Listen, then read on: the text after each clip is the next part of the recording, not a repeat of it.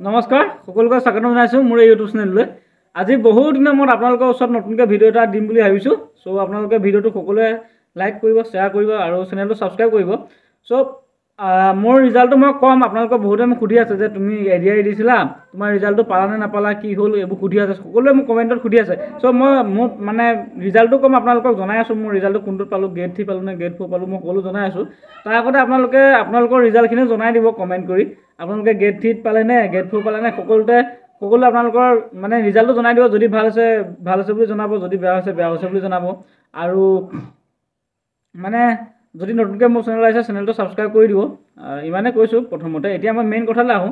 Main কথা আপোনালোকে যিহেতু গম পায় এডিআই ৰিজাল্ট দিলে, গ্ৰেড 3 গ্ৰেড 4 সকলোৱে চাগে পালেই।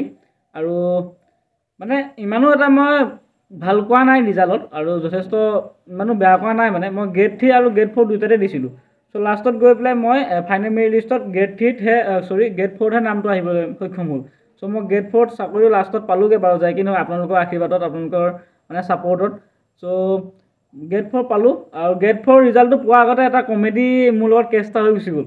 চ' মই মানে বহুত মাথা খাৰাপ হৈ গৈছিলে তেতিয়া। মই কেছটো আপোনালোকক কৈ আছোঁ কেনেকৈ মোৰ কি মাথা খাৰাপ হ'ল। আৰু সেইকাৰণে মই ভিডিঅ' দিয়া নাছিলোঁ ইমানখিনি, একদম পূৰা আণ্ডাৰগ্ৰাউণ্ড হৈ গৈছিলোঁ। মই ক'তো মানে এক্টিভ নাছিলোঁ সেইটো কাৰণে। চ' মই জনাই আছোঁ কি হ'ল কেছটো। এতিয়া ফাৰ্ষ্ট অফ অল আপোনালোকৰ যিকেইজনে চাকৰি পালে সেইসকলক মই বহুত ধন্যবাদ জনাইছোঁ। আপোনালোকৰ শুভকামনা, মানে আপোনালোকৰ চাকৰি জীৱন বা আপোনালোকৰ এতিয়া যি জীৱন হ'ব সেই জীৱনক মই আপোনালোকৰ ভালকৈ মানে চৰকাৰী কাম কাজ বা আপোনালোকে যি চাকৰি পাইছে তাৰ কাম কাজবোৰ ভালকৈ কৰি যাব পাৰিব বুলি মই ঈশ্বৰৰ ওচৰত প্ৰাৰ্থনা জনাইছোঁ। আপোনালোকে ভালকৈ কাম কাজবিলাক কৰি যাব। আৰু ময়ো যিহেতু পালোঁ 4th গ্ৰেডতে, জানো এতিয়া কি পষ্ট দিয়ে বা কোনটো চাকৰি পৰে এতিয়ালৈকে গম পোৱা নাই। যদি পৰে বা কোনটো পষ্ট পায় সেইটো মই আপোনালোকক ভিডিঅ' মাধ্যমেদি জনাম। চ' আপোনালোকৰ যি পষ্ট কৰিব সেইটো আপোনালোকে মোক ভিডিঅ'টো চাই পেলাই কমেণ্টত জনাই দিব। চ' মই মানে কি চাকৰিটো মানে এডিআই দিওঁ নে নিদিওঁকৈ দিয়া। মই এডিআই চাকৰি কৰিম বুলি বা চাকৰি ল'ম বুলি মই দিয়া নাছিলোঁ, সেইটো আপোনালোকে সকলোৱে জানে প্ৰায়খিনি। চ' মই যেতিয়া BSc মানে ফাইনেল ইয়েৰত আছিলোঁ, মই মানে অলপ জাৰ্ণিটো কৈ দিছোঁ। মানে মই এডিআই কেনেকৈ পাছ কৰিলোঁ অকণমান, যদি বেয়া নাপায় মই কৈ দিছোঁ আৰু। চ' মই ফাৰ্ষ্টতে মানে কি ফিফ্থ ছেমিষ্টাৰ মানত মই IIT জেমৰ কাৰণে পঢ়ি আছিলোঁ। মই ফিজিক্সৰ মেজৰ লৈছিলোঁ, BSc মই ফিজিক্সতে কৰিছিলোঁ। চ' তাত মই IIT জেমৰ কাৰণে পঢ়ি আছিলোঁ। পঢ়ি থকা টাইমতে মই এডিআই মানে কি অনলাইন তেনেকুৱা টাইমতে আহিছিলে চাগে নিশ্চয়, ফিফ্থ ছেমিষ্টাৰমান থাকোঁতে। চ' অনলাইনটো কৰি থোৱা আছিলে, কিন্তু মই এডিআই পাহৰিয়ে গ'ল। মানে অনলাইন কৰি থোৱা আছিলে বুলি, গ্ৰেড 3 গ্ৰেড 4 কৰি থোৱা আছিলে বুলি পাহৰিয়ে গ'লোঁ। তাৰ আগতে মই জেমৰ কাৰণে প্ৰিপেৰেশ্যন কৰি আছিলোঁ।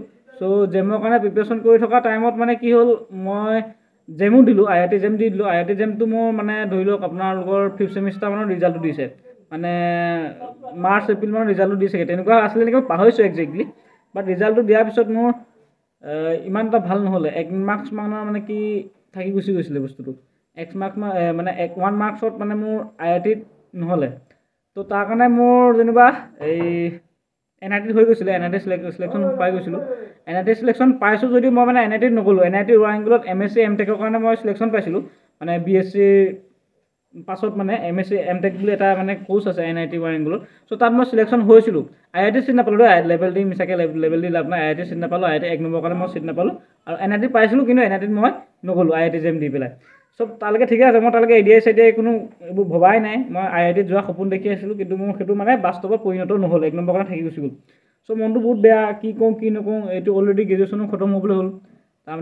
তাৰপৰা গ্ৰেজুৱেশ্যন খতম হোৱাৰ পিছতেই 1 মাহ মানে 1.5 মাহৰ পাছতে আপোনালোকৰ এডিআই গ্ৰেড 3 এক্সামটো হৈছে। গ্ৰেড 3 এক্সাম হ'লে মই মাত্ৰ এসপ্তাহ পঢ়ি গৈছোঁ। আপোনালোকে বিশ্বাস কৰক, মই তাৰ আগতে কিন্তু পঢ়ি থোৱা আছিলে, জিকে চিকে অলপ পঢ়ি থোৱা আছিলে। চ' মই গ্ৰেড 3 কাৰণে এসপ্তাহ পঢ়ি গৈছোঁ। আৰু যিদিনা গ্ৰেড 3 হাই ছেকেণ্ডেৰীটো দিছোঁ, হাই ছেকেণ্ডেৰী দিয়াৰ পিছত মই গম পালোঁ যে পৰীক্ষাটো ইমানো টান নহয়, মোৰ দ্বাৰা ক্ৰেক কৰা যাব। কাৰণ মোৰ মেথছ আৰু ৰিজনিং মোৰ ষ্ট্ৰং আছিলে, প্লাছ মোৰ ইংৰাজী অকণমান দুৰ্বল আছিলে, প্লাছ জিকেটো মোৰ অকণমান আছিলে। মানে ইণ্ডিয়াৰ জিকেখিনি জানো, কিন্তু অসমৰ জিকেখিনি এক্সট্ৰাকৈ পঢ়িব লগা হ'ল। আৰু যি ইংৰাজী মোৰ একদম বৰবাদ কৰি পেলালে। ইংৰাজী মই ইমান নাজানো মানে। চ' মোৰ মেথছ আৰু ৰিজনিংটো একদম পূৰা ষ্ট্ৰং আছিলে, কাৰণ মোৰ ফিজিক্সৰ বেকগ্ৰাউণ্ডো আছিলে। মোৰ অলৰেডি গ্ৰেজুৱেশ্যন কৰোঁতেও মেথছ আছিলে।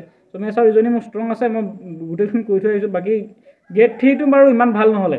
চ' মোটামুটি মই মানে ভাল কৰিম বুলি যোৱাই নাছিলোঁ গ্ৰেড 3। মুঠতে এনেই টেষ্ট এটা কৰি চাবলৈ আহিছিলোঁ, মানে কেনেকুৱা হয় কি হয় এনেকৈ পৰীক্ষাটো। চ' এইটো দি আহিলোঁ।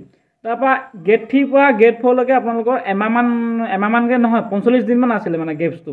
চ' মই ভাবিলোঁ গ্ৰেড 3টো যিহেতু মই নপঢ়া নুশুনাকৈ মানে ইমান কষ্ট নকৰাকৈ মানে কাট অফ বাউণ্ডেৰী পাৰ কৰিম এনেকৈ লাগি আছে তেতিয়া সময়ত মানে। চ' মই বোলো গ্ৰেড 4টো কি হয় অকণমান ভালকৈ লাগি চাওঁচোন চাকৰি এটা হৈয়ে যায় বা চ' গ্ৰেড 4ৰ কাৰণে মই এই যিটো আপোনালোকৰ গ্ৰেড 3 হাই ছেকেণ্ডেৰী দিয়াৰ পৰা গ্ৰেড 4লৈকে যিটো গেপছ আছিলে সেই গেপছটোত মানে মই খুব ভালকৈ পঢ়িলোঁ দেই, মিছা নকওঁ। সেই এমাহ 1.5 মাহমান 45 দিনমান মই খুব ভালকৈ পঢ়িলোঁ। পঢ়ি মেলি আপোনালোকৰ গ্ৰেড 4 দিলোঁ। গ্ৰেড 4 ক্লাছ 10 ক্লাছ 8 হৈছিলে দুটাতে, মই দুটাতে অনলাইন গৈছোঁ, তাতে দুটাতে পালোঁ বাৰু, দুটাতে চিলেকশ্যন হ'লোঁ।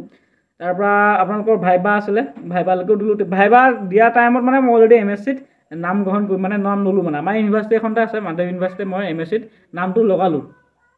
চ' মই মানে কি চাকৰি পাওঁ নাপাওঁ ইমান মানে সেইবোৰ মতলব নাই, মুঠতে পাছটো কৰিলোঁ। কৰি মেলি মই ভাইবাও দি আহিছোঁ। ভাইবা দি আহি পেলাই মোৰ পাছদিনা মোৰ এক্সাম আছে, MSc এক্সাম। তাৰ আগতেও মোৰ MSc এক্সাম চলি আছিলে মাজতে। চ' মাজতে মোৰ 2-3 দিনমান গেপছ আছিলে MSc এক্সাম। সেই 2-3 দিনৰ গেপছতে মই পলাই মেলি মই ভাইবাটো যেন তেনে দিছোঁ। মই ভাবিলোঁ একো পঢ়ি চঢ়ি যোৱা নাই দেই, তাত দিলোঁ। দি মেলি সেই যিদিনা ভাইবা আছিলে সেইদিনা মোৰ মানে MSc ছেকেণ্ড ছেমিষ্টাৰৰ মানে কি এক্সামো আছিলে, কিন্তু মই এক্সামটো নিদিয়াকৈ মই চাকৰি লাগে কাৰণে মই চাকৰিটো এৰিয়াটো বেছি প্ৰিফাৰেঞ্চ দি পেলাই এৰিয়াটোৰ কাৰণে মই গ'লোঁ। চ' ঠিক আছে।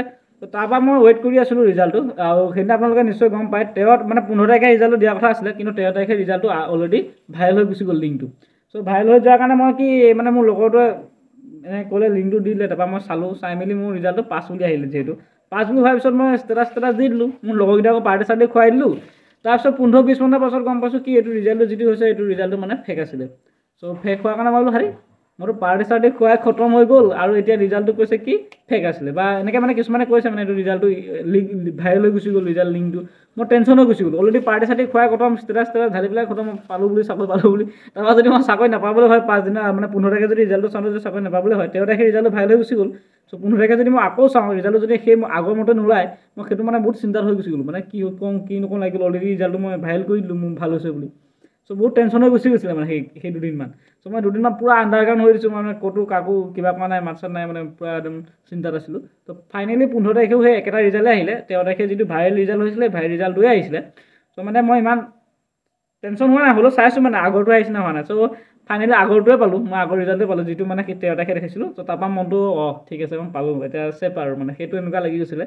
চ' জাৰ্ণিটো এনেকুৱা আছিলে বাৰু। আপোনালোকৰ কোনে কোনে পালে কমেণ্টত জনাই দিব। আৰু ভাল লাগিছে আপোনালোক সকলোৱে পোৱাখিনিয়ে স্বাগতম জনাইছোঁ, আৰু যিখিনিয়ে নাপায়, যিখিনিয়ে পোৱা নাই, চ' তেওঁলোকে মনটো বেয়া কৰিব নালাগে। চ' ইমান কেইজন আপোনালোকে নিশ্চয় জানে 23 লাখ 24 লাখ মানে সিমানমান দিছে চাগে দেই টোটেল এডিআৰই এছপিৰেণ্ট।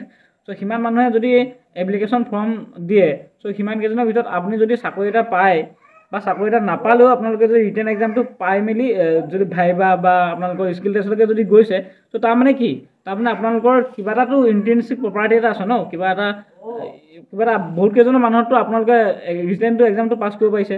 চ' আপোনালোকে যদি চাকৰিটোও নাপায়, যদি আপোনালোকৰ এইজটো গ'ল, যদি এইবাৰ লাষ্ট এইজ আছিলে, এইজ গ'লে যদি আপোনালোকৰ ল'ৰা ছোৱালী ক'ব পাৰিব যে তোমাৰ দেউতাই ইমান লাখ চাকৰি দিওঁতে মই পাছ কৰিছোঁ। চ' সেইটো এটা ক'ব পাৰিব যদি আপোনালোকৰ এইজ যোৱা নাই। যদি আপোনালোকৰ বয়সটো গুচি গ'ল তেতিয়া সেইটো ক'ব পাৰিব। যদি বয়সটো যোৱা নাই তেতিয়াহ'লে কেছটো কি হ'ব, আপোনালোকে ভালকৈ প্ৰিপেৰেশ্যন কৰক। নেক্সট আকৌ আহি আছে এডিআৰই 3.0। ময়ো আকৌ থাৰ্ড গ্ৰেড বা ইয়াতকৈ ওপৰ লেভেলত যাবলৈ যত্ন কৰিম, আপোনালোকৰ লগতে সমানে প্ৰিপেৰেশ্যন কৰিম। চ' মনটো বেয়া নকৰিব, সকলোৱে 1 নম্বৰ 2 নম্বৰত থাকি গৈছে। আৰু মোৰ যিটো লগৰ আছিলে তাৰ মানে 10 নম্বৰতকৈ বেছি আছিলে এডিআৰই, 10 নম্বৰ এনেকুৱা ওচৰা ওচৰি বেছি আছিলে গ্ৰেড 4, কিন্তু তথাপিও তাৰ নাপালে। কিন্তু কিছুমানে 5 নম্বৰ বেছি থাকিও পোৱা মই মানে শুনিছোঁ। কেছটো কি আছে মই ধৰিব পৰা নাই মানে। চ' তেনেকুৱা হয় মানে, লাকো লাগে চাকৰি এটা পাবৰ কাৰণে, লাক লাগে। মইতো ইমান প্ৰিপেৰেশ্যন নোহোৱাকৈ অলপমান প্ৰিপেৰেশ্যন কৰিবলৈ পাই গুচি গ'লোঁ যিহেতু। চ' ইমান কষ্টও নহ'লে মোৰ। আৰু যাই কি নহওক, আজিলৈ ইমানতে সমাপ্ত মাৰিছোঁ। আৰু যদি আপোনালোকৰ কিবা এটা সুধিব লগা আছে মোক সুধিব পাৰে কমেণ্ট বক্সত। চ' থেংক ইউ।